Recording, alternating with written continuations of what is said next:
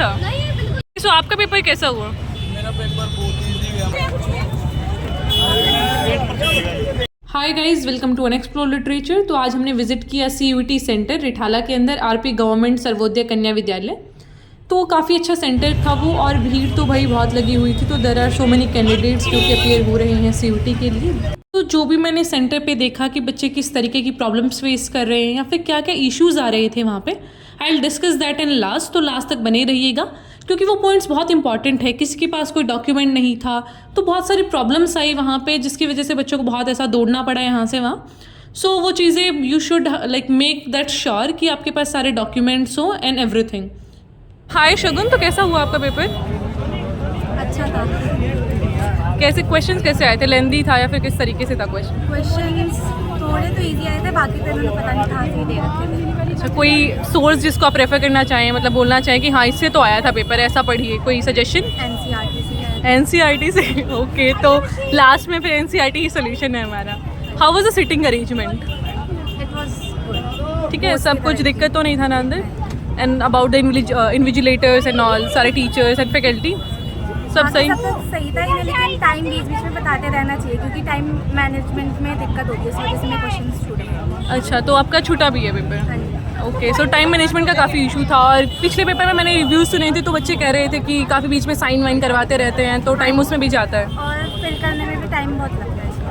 Okay, आज 17 तारीख है, 17 मई 2024। आज हमारा ज्योग्राफी का CUET का पेपर था। बहुत अच्छा गया पेपर। ज़्यादा आसान तो नहीं आया था पर आसान आया था, कह सकते हैं। ये टाइम से पहले पेपर हो गया था। तो मतलब आपके लिए लेंदी नहीं था? नहीं, बिल्कुल लेंथी नहीं था। टीचर्स ऑन ड्यूटी कैसे थे? कोऑपरेटिव थे या फिर? बहुत कोऑपरेटिव थे, बहुत नाइस थे। तो आपको ये सेंटर अच्छा लगा, मतलब सारी फैसिलिटीज़ एंड ऑल? अब हमें तो एक ही घंटे आ रहा था, हमें क्या पता चलता। अच्छा, मतलब आपका तो सही है। तो व्हाट आर यू एक्सपेक्टिंग? अच्छा स्कोर जाएगा? यस, अच्छा जाएगा, बहुत अच्छा जाएगा। Okay, how was your paper? अच्छा गया है, टीचर्स भी अच्छे थे। टीचर इतने ज़्यादा अच्छे थे कि उन्होंने पता है लास्ट के 15 मिनट एक्स्ट्रा दे भी दिए कि अगर बच्चे का रह रहे तो तुम कर लो, छोड़ो मत। मतलब छूटा नहीं पेपर, तो that is the best. Teachers भी बहुत अच्छे थे साथ में। और एग्जाम ऐसा सोर्स है जो आपको लगा हो कि हाँ ये पेपर में हम रेफर कर सकते हैं, इसमें से आया है पेपर? मैंने जो जिस बुक से पढ़ा उसमें सब कुछ आया है। What was the book which you referred? CUET की बुक का नाम याद नहीं आ रहा मुझे।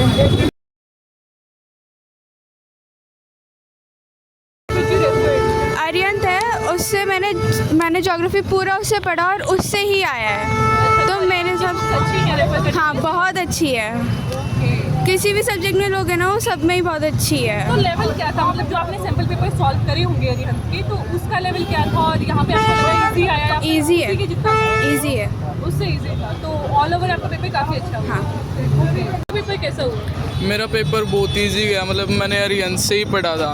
मॉक टेस्ट लगाए थे 20-25, तो उससे ही आया था। अरिहंत से ही पढ़ रहे हैं? और 25 मिनट में पेपर हो गया था मेरा सारा। आज जल्दी पेपर कर दिया। हाँ। आज कैसा था आपका? आपके अकॉर्डिंग लेंथी था या नहीं था? इजी था बिल्कुल, मतलब तो आप क्या एक्सपेक्ट कर रहे हैं? अच्छा स्कोर जाएगा आपका? 190 प्लस चला जाएगा। बहुत बढ़िया। चलो, best of luck to you guys. I hope आपका अच्छे कॉलेजेस में एडमिशन हो, जो भी आप एस्पायर कर रहे हैं, जिस भी कॉलेज यूनिवर्सिटी में। तो ये तो थे आज के पेपर के रिव्यूज़। अब थोड़ा सा इंपॉर्टेंट पॉइंट्स को देख लेते हैं। सबसे पहली बात थी बेल्ट की। वहाँ पे बहुत सारे बच्चों ने बेल्ट लगा रखी थी तो उनकी बेल्ट रिमूव करवाई गई है। वो इंस्ट्रक्शंस में भी मेंशन्ड है, बट ये कई बार हो जाता है कि आप इंस्ट्रक्शंस नहीं पढ़ते हैं, तो वो प्लीज़ अवॉइड करिएगा। देन इस आधार कार्ड के साथ आप 1 या फिर 2 आइडेंटिटी प्रूफ और रखिएगा, जिसमें आप अपनी मार्कशीट रख सकते हैं 10th की या फिर एडमिट कार्ड 12th का। ये सारी चीज़ें आप रख सकते हैं। इसमें बहुत मेजर प्रॉब्लम आ रही थी वहाँ पे सेंटर में, क्योंकि बच्चों की जो फ़ोटोज़ थी ना आधार कार्ड में वो अपडेट नहीं थी। अब वो बचपन की फ़ोटोज़ लगी हुई हैं तो वहाँ पे बहुत इशू आ रहा था। And the second thing is कि वो फ़ोटो कॉपी भी एक्सेप्ट नहीं करते हैं। फिर आपको क्या करना पड़ेगा, इन केस अगर आपके साथ ऐसा कुछ होता है तो डिजी लॉकर से उसे डाउनलोड करो, अपनी जो भी मार्कशीट या फिर जो भी है, and then show to them. Then the third point is about transparent pen. ये कलरफुल पेन नहीं लेके जाना है लाल पीले, just take the transparent pen जिसका रिफिल बाहर से दिख रहा हो। तो इस तरीके के पेन तुम्हें लेके जाने हैं, अदरवाइज वो बाहर ही रखवा लेंगे पेन को एंड दे लास्ट क्यू की दूसरा लेके। और वाटर बॉटल भी ऐसा होना चाहिए ट्रांसपेरेंट वाला। देन इज़ कि अपने टाइम को पहले से ही मैनेज करो एफिशिएंटली, बिकॉज बहुत सारे बच्चे वहाँ पे बोल रहे थे कि लेंदी पेपर था, कुछ बोल रहे थे कि बिल्कुल ही ईजी आ रखा था।